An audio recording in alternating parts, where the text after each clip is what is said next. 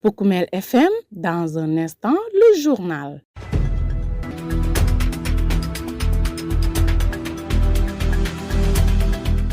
C'est un plaisir de vous savoir très nombreux à respecter ce rendez-vous de nos programmes. Mesdames, Messieurs, voici le sommaire de votre principale édition d'information. En cette période de saison sèche marquée par une recrudescence des feux de brousse, les agents des eaux et forêts de Goudomp alertent les communautés afin de protéger les écosystèmes et les activités agricoles.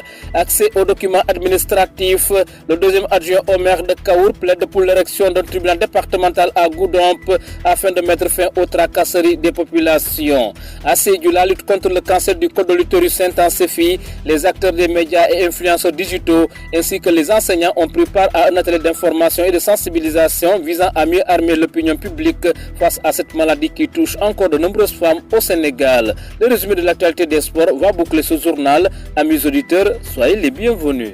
Le journal avec Younous Baro. Le SAMAI Abdou Diédhiou est à la technique.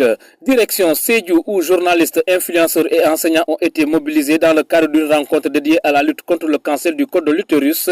L'objectif, renforcer l'information, déconstruire les fausses croyances et intensifier la sensibilisation des populations sur cette maladie silencieuse mais mortelle qui continue de faire de nombreuses victimes. Au cours des échanges, plusieurs défis ont été soulevés, notamment le non-respect de la deuxième dose du vaccin contre le HPV, pourtant essentiel pour garantir une protection efficace, une problématique majeure selon Mamadou Diop Ndiaye, l'un des organisateurs de la rencontre qui appelle à une meilleure implication des communautés et des relais d'opinion pour inverser la tendance. Nous l'écoutons. Nous sommes vraiment satisfaits du fait que ce sont nos partenaires privilégiés, mais aussi des journalistes et des lanceurs d'alerte. On sait qu'il y a beaucoup de défis à relever. Certes, cette année-ci, on a atteint, mais j'ose espérer qu'on va continuer sur cette lancée pour atteindre en 2026. Bouter le cancer du col de l'utérus hors des frontières du Sénégal.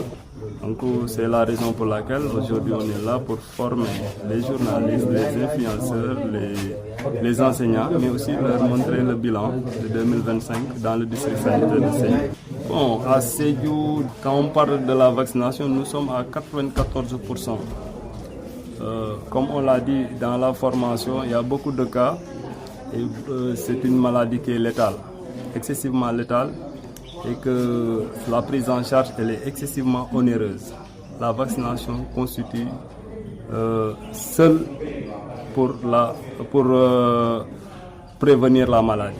C'est la raison pour laquelle nous demandons à toutes les couches, que ce soit journalistes, enseignants ou influenceurs, de s'y mettre pour qu'on dise 0 cas de cancer du col de l'utérus au niveau de Sédhiou. Effectivement, parce que quand on voit la situation, pour l'HPV1 on est à 94% et pour l'HPV2 on est à 15%.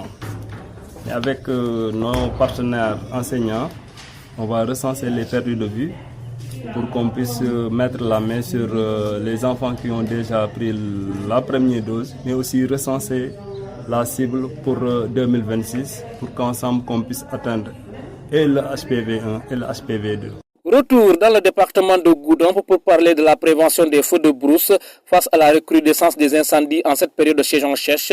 Les acteurs de la protection de l'environnement intensifient leurs actions de sensibilisation afin de freiner ce fléau aux conséquences souvent dévastatrices sur les écosystèmes et les activités agricoles. Après les membres de la coopérative des agroforestiers du Balantakunda, c'est désormais au tour des agents des eaux et forêts de monter au créneau pour rappeler aux communautés locales l'impérieuse nécessité d'adopter des comportements responsables et de prendre des mesures préventives efficace contre ces feux de brousse. Les précisions avec le sous-lieutenant Abdul Aziz Ba, adjoint au chef de secteur des eaux et forêts de Goudomp.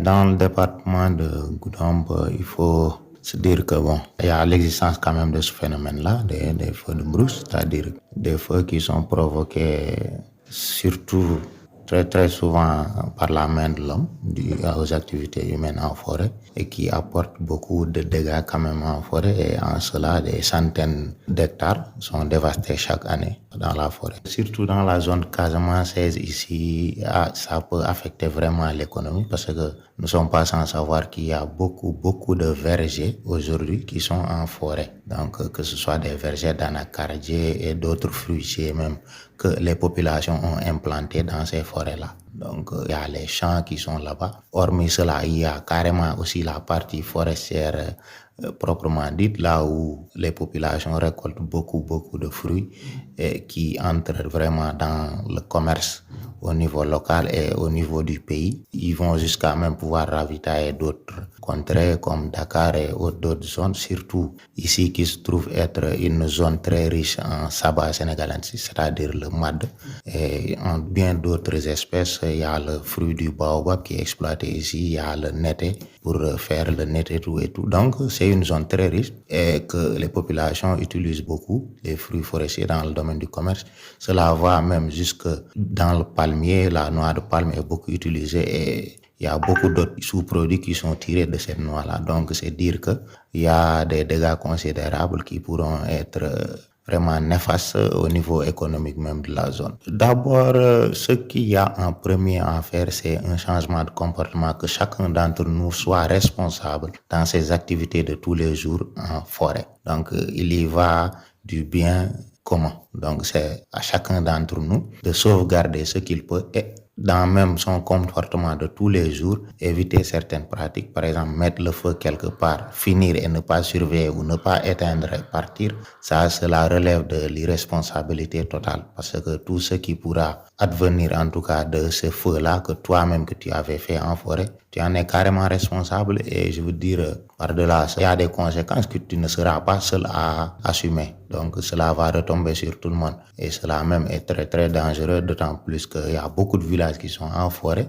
et qui sont presque sous la végétation. Donc des fois cela peut même aller jusqu'à brûler des cases entières, des villages entiers. Et ceci vraiment, c'est à la limite même un crime. Vu même la législation sénégalaise, les auteurs de ces feux-là sont poursuivis et ils sont présentés devant les juridictions comme criminels, c'est-à-dire le feu n'est même pas un délit ou une infraction. C'est-à-dire là, on est au summum. C'est donc un feu, il est criminel, un feu de brousse. Donc l'auteur d'un feu de brousse, il est jugé devant les tribunaux comme un criminel. Il n'y a pas moyen de transiger, il n'y a aucun autre moyen de règlement de ce différend-là vis-à-vis de la justice. Donc il n'y a pas de mesure administrative à prendre, il n'y a rien. Donc pour un auteur de feu de brousse, on le présente directement au tribunal. Donc c'est dire que là où vraiment les autorités et la législation de ce pays met le feu de brousse. Donc c'est quelque chose de très dangereux et qui vraiment a des conséquences judiciaires très graves, il faut se le dire. Donc chacun, dans tes activités, il faut que tu prennes cela en compte et dire que tu peux être poursuivi devant les tribunaux et cela tu peux pas t'en sortir. Parce qu'un crime, ça c'est autre chose. Vous écoutez les informations sur Poukoumel FM, la 106.0. C'était l'un des aspects annoncés dans les titres pour mettre fin aux nombreuses tracasseries administratives liées à l'obtention des documents de casier judiciaire et de certificat de nationalité. Le deuxième adjoint au maire de Kaour relance le plaidoyer pour l'érection d'un tribunal départemental à Goudomp. Selon Youba Sonko, cette juridiction de proximité permettrait de soulager les populations, souvent obligées de parcourir de longues distances pour accomplir ces démarches. Il estime qu'aujourd'hui, la création de cette institution n'est plus un simple souhait, mais c'est une véritable demande sociale. Je vous propose de l'écouter. Tout récemment, nous avons fait un front de relance pour les villages déplacés. Jusqu'à nos jours, ce n'est pas arrivé. Vraiment, nous sollicitons aussi pour que Goudomp puisse avoir un tribunal départemental. Vous avez vu la région de Sédhiou, 3 départements, un seul tribunal. Le président du tribunal, il travaille. Il commence le boulot de 7h jusqu'à des fois 19h. C'est pour ça que nous sollicitons les autorités, par exemple le ministre, M. Olivier, je lance, on appelle M. le ministre et le préfet du département de Goudomp. Je sais qu'ils sont en train de... Mais pour le tribunal de Goudomp, c'est une demande sociale. La population est en train de rencontrer des énormes difficultés. Vous avez vu, quand il y a besoin de nationalité, ça peut aller jusqu'à 3 mois s'il ne peut pas obtenir. Parce qu'au Sénégal, on ne peut pas faire aucun concours sans la nationalité. C'est pour ça interpeller aussi les parents. Par exemple, si l'enfant est arrivé au niveau de CM2 ou bien 3e, il faut déposer la nationalité. Des fois, nous les côtés, tu vois un parent qui vient, tu as dit que le mois prochain, mon fils doit faire l'examen, mais il n'a pas de nationalité. Mais ça, c'est des problèmes. C'est pour ça que nous allons continuer, tout le monde, nous allons continuer de sensibiliser. Si l'enfant est arrivé même CM2 ou bien 3e, il faut aller au niveau de la maison de justice de Goudomp ou bien tribunal, tu déposes ça. Même si ça fait 8 mois, 1 mois, tu récupères quand tu as besoin pour légalisation, le même jour, tu peux le faire. Vous venez d'écouter Youba Sonko, deuxième adjoint au maire de Kaour. Il réitère le plaidoyer pour l'érection d'un tribunal départemental à Goudomp afin de soulager les populations de cette circonscription administrative séparée de sa capitale régionale Sédhiou par une barrière naturelle, une situation qui complique notamment l'obtention de certains documents administratifs tels que le casier judiciaire et le certificat de nationalité. Partout en Casamance, vous écoutez Pokumel FM sur la 106.0. L'heure a sonné pour parler de sport. Pokumel FM, le journal des sports.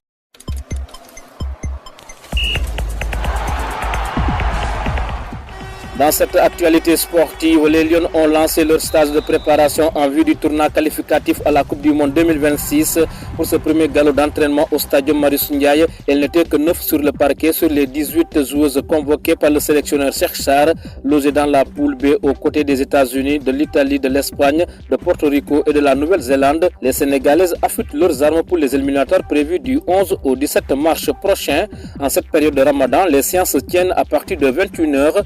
De retour à la tête de la sélection après 7 années d'expérience au Rwanda, Cheikh Sarr entame ce nouveau défi avec un staff remanié. Parmi les 9 joueuses présentes lors de la première séance figuraient notamment la capitaine Yacine Diop, Mathilde Aïcha Diop, Léna Timera et Victorine Thiaw. Changeons de discipline pour parler cette fois-ci de football. La Ligue sénégalaise de football professionnel veut donner une nouvelle dimension à la Coupe de la Ligue des moins de 20 ans pour la saison 2025-2026. Nouveau contrat de Mani en vue, revalorisation conséquente des primes et prise en charge intégrale des déplacements. L'instance entend renforcer l'attractivité et le standing de la compétition. Un record de Mani est actuellement en cours de finalisation. Le nouveau nom officiel sera dévoilé dans les prochaines semaines, signe d'intérêt croissant des partenaires privés pour cette Coupe de la Ligue U20 en pleine montée en puissance. Sur le plan financier, la Ligue sénégalaise de football annonce une hausse significative des dotations. Le vainqueur de l'édition 2025-2026 empochera 15 millions de francs CFA contre 5 millions pour le finaliste.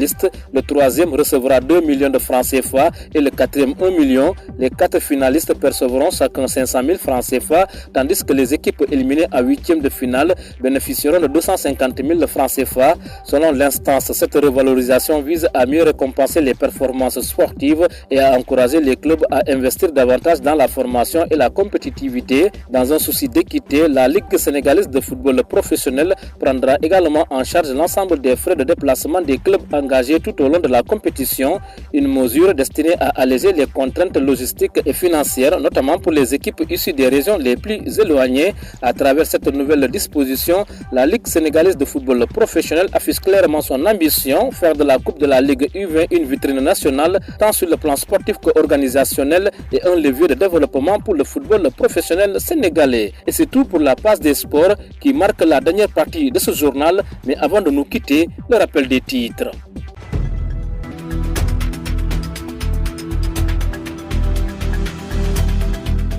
En cette période de saison sèche marquée par une recrudescence des feux de brousse, les agents des eaux et forêts de Goudomp alertent les communautés afin de protéger les écosystèmes et les activités agricoles. Vous avez entendu le sous-lieutenant Abdul Aziz Ba. Accès aux documents administratifs, le deuxième adjoint au maire de Kaour plaide pour l'érection d'un tribunal départemental à Goudomp afin de mettre fin aux tracasseries des populations. Vous avez également suivi Youba Sonko. À Sédhiou, la lutte contre le cancer du col de l'utérus s'intensifie. Les acteurs des médias et influenceurs digitaux ainsi que les enseignants ont pris part à un atelier de formation et de sensibilisation visant à mieux armer l'opinion publique face à cette maladie qui touche encore de nombreuses femmes au Sénégal. Le résumé de l'actualité des sports a bouclé ce journal, mis en onde par Abdou Diédiou que nous remercions infiniment. À la présentation, c'était Younous Baro. Amis auditeurs, ne quittez pas l'écoute. Dans un instant, nous cédons la place à la version mandingue.